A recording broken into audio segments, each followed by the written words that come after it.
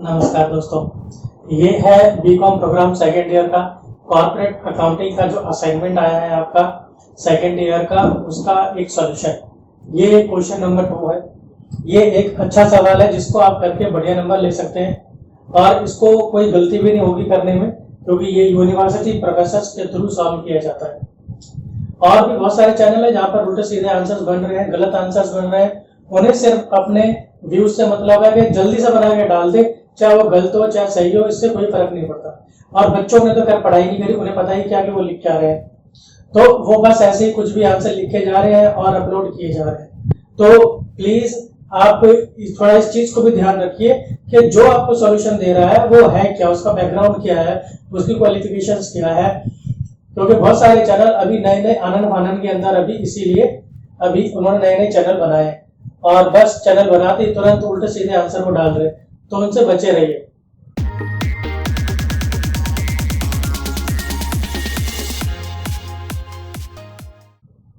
देखते हैं शॉर्टकट के अंदर कि ये क्वेश्चन नंबर 2 आखिर कहता क्या है। 31 मार्च 2013 को इन्होंने इशू किए हैं 10% डिविडेंड वाले प्रेफरेंस शेयर 24,100 रुपए के हिसाब से और इक्विटी शेयर 60,100 रुपए के हिसाब से, जिसमें से 90 रुपए पेड अप है, यानी 10 रुपए नहीं आए। फिर इन्होंने रिडीम करने हैं प्रेफरेंस शेयर 10 रुपए के प्रीमियम पर। ये इंपॉर्टेंट है कि 10 रुपए के प्रीमियम पर ये रिडीम होंगे प्रेफरेंस शेयर। ये जो प्रेफरेंस शेयर है ये। फिर जो बैलेंस शीट 31 मार्च 13 की वो दिखाती है कि जनरल रिजर्व पड़े 28 लाख के।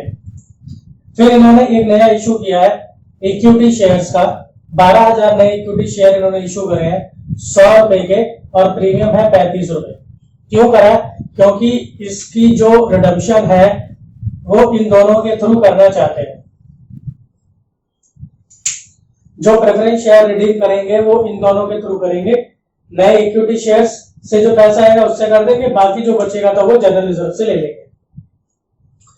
फिर अब इन्होंने ये कंडीशन दी है यहाँ पे कि प्रीमियम पेएबल, जो प्रीमियम आपने पे करना है तो वो कहां से करेंगे? जो प्रीमियम आपको रिसीव होगा उससे। क्या मतलब हुआ? अब देखिए, आपको ये जो प्रेफरेंस शेयर है वो आपने रिडीम करना है 10 रुपए के प्रीमियम पे, तो ये जो प्रीमियम का पैसा है वो कहां से आएगा? जो आप ये इक्विटी शेयर से इशू करेंगे ना, इसके प्रीमियम से। तो ये जो 35 रुपए का प्रीमियम है ना, वो इस 10 रुपए की पेमेंट के लिए इस्तेमाल होगा, यानी प्रीमियम की पेमेंट प्रीमियम से की जाएगी। आप ये बात समझ लो सिंपली, और उसका पैसा दूसरी जगह इस्तेमाल नहीं हो सकता है। ये नहीं होगा कि आप देखिए, जैसे 10 रुपए इसमें से अगर पेमेंट हो जाएगी तो 25 रुपए बचेंगे, तो 25 रुपए पर शेयर प्रीमियम के हिसाब से क्या बाकी के पेमेंट कर सकते हैं हम? जो भी हमने इनको रिडीम करना है नहीं कर सकते। वो चीज मैं अभी बताऊंगा आपको। और इसमें दो चीज के बोनस डिक्लेयर करा है इन्होंने 10 रुपए का, हर एक इक्विटी शेयर को 10 रुपए का बोनस शेयर है। और जो बोनस शेयर है तो वो कैसे मिलेंगे कि जो पुराने वाले इक्विटी शेयर होल्डर्स है ना, जिसके पास 5 इक्विटी शेयर है, उस शेयर दिया जाएगा बोनस शेयर।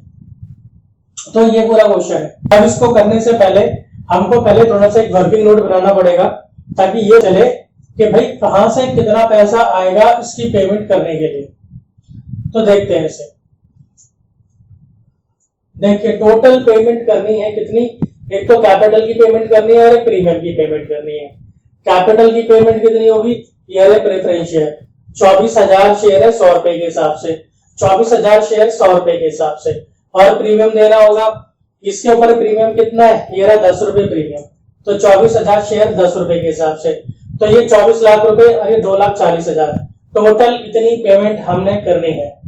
लेकिन इनकी इकट्ठी पेमेंट हम ऐसे नहीं कर सकते, क्योंकि प्रीमियम से प्रीमियम की पेमेंट होगी, ऐसी कंडीशन है। तो पहले इस प्रीमियम वाले को देख लेते हैं कि जो 2,40,000 रुपए का प्रीमियम है, इसकी जो पेमेंट होगी तो वो इक्विटी शेयर के प्रीमियम से होगी। अब इक्विटी शेयर्स वाले कौन से जिन पर प्रीमियम है? वो ये वाले हैं। तो 12,000 के ऊपर 35 रुपए के हिसाब से प्रीमियम मिलेगा। 12,000 पे 35 रुपए के हिसाब से, यानी 4,20,000 रुपए। इस 4,20,000 से इस 2,20,000 से इस 2,40,000 की पेमेंट करी जाएगी। तो कितने बच जाएंगे? 1,80,000 रुपए। अब ये ऐसा नहीं है कि इसकी इन वाले अमाउंट की पेमेंट करने के लिए इस्तेमाल कर सके, नहीं। अब ये पैसा अलग ही रखा रहेगा और ये जो इक्विटी शेयर होल्डर्स होंगे उनको अवेयर करने के लिए, उनके वेलफेयर के लिए, या फिर आगे और कोई प्रीमियम की पेमेंट आएगी तो उसकी पेमेंट करने के लिए, तो इस तरह से ये पैसा इस्तेमाल होगा। कैपिटल की पेमेंट के लिए ये पैसा इस्तेमाल नहीं हो सकता। तो ये 1,80,000 आप ऐसे ही रखे रहेंगे साइड में अपने प्रीमियम वाले रिजर्व के अंदर। अब इक्विटी शेयर्स, ये जो 24 लाख रुपए है, अब इसकी पेमेंट कैसे होगी? इसकी पेमेंट पहले होगी इक्विटी शेयर्स के थ्रू। अब देखिए इक्विटी शेयर इशू करें 12,100 रुपए के हिसाब से, तो 12,100 रुपए के हिसाब से 12 लाख के शेयर्स तो खत्म हो गए। अभी 24 में से 12 का इंतजाम हो गया, अभी 12 और आएंगे, तो 12 कहां से आएंगे? फिर वो आएंगी जनरल रिजर्व से, यहाँ बढ़े 28 लाख, इसमें से आ जाएंगे 12 लाख रुपए। तो इस तरीके से ये पेमेंट होनी है। इस प्रीमियम की पेमेंट ये प्रीमियम से हो जाएगी और 24 लाख की जो कैपिटल है इसकी पेमेंट होगी 12 लाख इक्विटी शेयर से और 12 लाख जनरल रिजर्व से। तो ये है इसका वर्किंग कैपिटल। अब शुरू करते हैं कि इसकी जनरल एंट्रीज किस तरीके से होंगी। देखिए इस क्वेश्चन को जो करने का तरीका है वो ये है कि इसकी एंट्रीज करने का सीक्वेंस होता है। इसमें क्या होता है? सबसे पहले अरेंजमेंट वाली एंट्रीज की जाती है, यानी कि जो पेमेंट करनी है तो वो पैसा आएगा कहां से। फिर हम एंट्री करते हैं अमाउंट ड्यू की, कि जो कितना पैसा हमने रिडीम करना है, वापस करना है, और फिर जो भी वापस करना था फिर उसकी पेमेंट होती है। और उसके बाद फिर और भी जो कुछ अगर क्वेश्चन में दे रखा है, इशू करना और फोरफीचर करना और प्रीमियम डिस्काउंट वगैरह और भी जो दूसरी चीजें हैं, फिर उन सब की बाद में करते हैं जैसे कि क्वेश्चन में दिया रहेगा। तो अब सबसे पहले एंट्री करने जा रहा हूं अरेंजमेंट की, कि पैसा आएगा कहां से। पैसा आएगा दो जगह से, एक तो इक्विटी शेयर से आएगा और दूसरा जनरल रिजर्व से आएगा। तो पहले हम इक्विटी शेयर्स वाली एंट्री करते हैं। देखिए ये एंट्री बिल्कुल वही है जो इक्विटी शेयर्स को इश्यू करने का होती है। सबसे पहले एंट्री क्या करते हैं आप? Bank account debit to share application account, bank account debit to equity share application account. देखिए 12,000 आपने इश्यू करे, एप्लीकेशन के टाइम पर आपको कितने मिलेंगे? 135 रुपए। तो ये रहा आपका 100 प्लस 35, तो ये अमाउंट बन गया 16,20,000 रुपए। ठीक है जी। अब इसके बाद फिर इसमें हम स्टेटमेंट लिखते हैं क्या? Narration being application money received, आपने इशू किए शेयर्स और आपको पैसा मिल गया। फिर दूसरी एंट्री क्या होती है? ये जो पैसा मिलता है इसे हम शेयर कैपिटल में ट्रांसफर करते हैं। ये आप 12th से करते आ रहे होंगे। इक्विटी शेयर एप्लीकेशन अकाउंट, ये जो इक्विटी शेयर एप्लीकेशन अकाउंट था 16,20,000 का, अब इसे बांट देंगे किस किस में? To equity share capital account और टू सिक्योरिटी प्रीमियम अकाउंट। देखिए 12,000 शेयर तो सब में कॉमन रहेंगे। ये अमाउंट बना 135 रुपए से, यानी टोटल वाला। ये अमाउंट बनेगा 100 रुपए से, क्योंकि ये शेयर कैपिटल है, तो जितने का वो शेयर होता है उतने से वो बनती है, जितनी पेड अप कैपिटल होती है।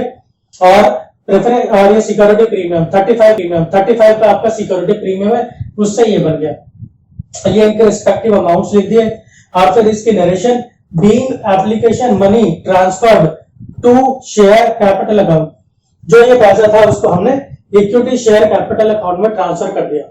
तो ये तो होगी इसकी दो एंट्री। अब इसके आगे की एंट्रीज हम और देखते हैं।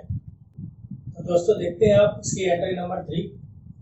देखिए मैंने आपको बताया था कि अरेंजमेंट की एंट्रीज पहले होती है। तो पहली दो एंट्री में हमने अरेंजमेंट करा था इक्विटी शेयर्स के थ्रू इशू करके। अब दूसरा अरेंजमेंट आ रहा है जनरल रिजर्व वाला। यहां से हम 12 लाख रुपए लेंगे general reserve account to capital redemption reserve account. General reserve account से पैसा निकाला और कैपिटल रिडम्पशन रिजर्व अकाउंट में डाल दिया ताकि प्रेफरेंस शेयर्स का रिडम्पशन हो सके। Being amount transfer to capital redemption reserve account 12 lakh रुपए। फिर इसके बाद चौथी एंट्री हो रही है अमाउंट ड्यू की। ये हम कर चुके हैं। इसके अंदर हमने 3 एंट्री की है पहली वाली। अब चौथी एंट्री आ रही है कि आपके जो अमाउंट है उसको हम ड्यू करने जा रहे हैं। तो ड्यू करने की एंट्री पहले आप बताएंगे कि कितना कितना किस चीज का अमाउंट है। 10% preference share capital account 24,000 share है 100 के, ये रहे आपके प्रेफरेंस शेयर 24,000 शेयर 100 रुपए के, यानी 24 लाख रुपए। फिर है premium on redemption account. Premium कितना है जी? प्रीमियम है 10 रुपए का। 24,000 शेयर के ऊपर 10 रुपए के हिसाब से हो गए 2,40,000 रुपए। टोटल पैसा कितना देना है? 26,40,000 रुपए। और देखिए ये पैसा कहाँ ट्रांसफर हो रहा है? To preference share holders account, यानी इन दोनों चीजों का पैसा प्रेफरेंस शेयर होल्डर अकाउंट में चला जाएगा। So being amount payable to share holders, इतना पैसा शेयर होल्डर्स को देना है टोटल। फिर उसके बाद मैंने आपको बोला कि देखिए ये एंट्री भी होगी, इसके अंदर आपकी एक एंट्री है, फिर पेमेंट होती है। अब यहाँ पर पेमेंट हो रही है किसको? इन्हीं को। Preference share holders account debit to bank, इनको पैसा दे दिया कितना? पूरा 26 लाख रुपए। तो देखिए ये एंट्री भी उसकी हो गई, एक एंट्री इसकी आ गई। अब इसके बाद जितनी भी एंट्रीज है वो सारी अदर्स वाली है। अब उसके अंदर क्या है? सिक्योरिटी प्रीमियम अकाउंट, जो जैसे कि कहा था कि प्रीमियम की पेमेंट प्रीमियम से ही होगी, जो प्रीमियम मिला है उसी से प्रीमियम की पेमेंट होगी जो देना है।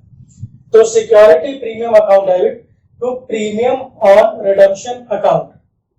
प्रीमियम था कितना? 2,40,000 रुपए, 2,40,000 का था ना, ये रहा प्रीमियम। इस प्रीमियम की पेमेंट हमने इस तरीके से करेंगे। तो अभी सिर्फ ट्रांसफर किया है, सिक्योरिटी प्रीमियम से पैसा निकाल के प्रीमियम ऑन रिडम्पशन अकाउंट में डाला है। Being amount transfer to premium on redemption account कितना जी? 2,40,000 रुपए। अब इससे आगे की जो एंट्रीज है वो हम अगली स्लाइड में देखते हैं। आइए अब जल्दी से देख लेते हैं इसका आखिरी हिस्सा भी। एंट्री नंबर 7 है। 7 और 8 किस बारे में? देखिए ये इक्विटी शेयर जो थे ये 60,000 के थे और 100 रुपए का इनका कॉल्ड अप था, लेकिन पे हुए सिर्फ 90, मतलब 10 रुपए का यहाँ पर अभी शॉर्टेज चल रहा है। जो 10 रुपए यहाँ पर शॉर्टेज चल रहा है वो क्या करेंगे? वो हम ले लेंगे जनरल रिजर्व से। जनरल रिजर्व में काफी पैसा अभी पड़ा हुआ है। तो equity share final call account debit to equity share capital. तो पहले तो हमने इसको ड्यू कर दिया। देखिए 60,000 शेयर्स है और 10 रुपए का एक है, तो 60,000 इंटू 10, ये जो रुपया है पहले तो हमने इसको ड्यू कर दिया, क्योंकि ये जनता ने तो दिया नहीं, पब्लिक ने दिया नहीं। अब हम जनरल रिजर्व से ले लेंगे। तो general reserve account debit to equity share final call being call made out of general reserve. तो जनरल रिजर्व से हमने वो पैसा ले लिया, इसमें से पैसा इस अकाउंट में चला गया और इससे हमारा जो इक्विटी का जो इशू था, इक्विटी शेयर कैपिटल का जो इशू था वो पूरा हो गया। अब इसके बाद जो आखिरी 2 एंट्री है वो है आपके बोनस शेयर के बारे में, जो उसमें अलग से 2 पॉइंट लिखे थे। मुझे ऐसा लगता है कि ये अपनी तरफ से जोड़े गए 2 पॉइंट है। मेन क्वेश्चन तो ये यही तक ही था, अगर ये इन्होंने कहीं से भी लिया है तो। Capital redemption reserve account debit to bonus issue account.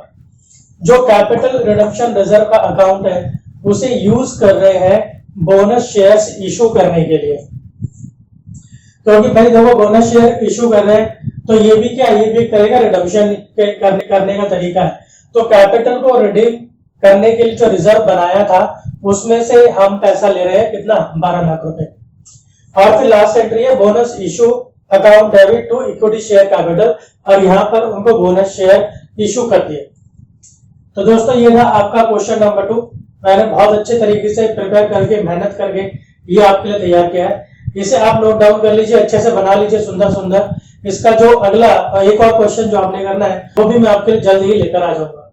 तब तक आप वीडियो को लाइक कीजिए, सब्सक्राइब कीजिए चैनल को, अगर आप नए हैं तो जितना हो सके मैक्सिमम आप अपने द्वारा कीजिए। बहुत मेहनत लगती है एक एक वीडियो बनाने के लिए, तो जितना हो सके आप सपोर्ट कीजिए। मिलता हूं मैं आपसे अगली वीडियो में। धन्यवाद।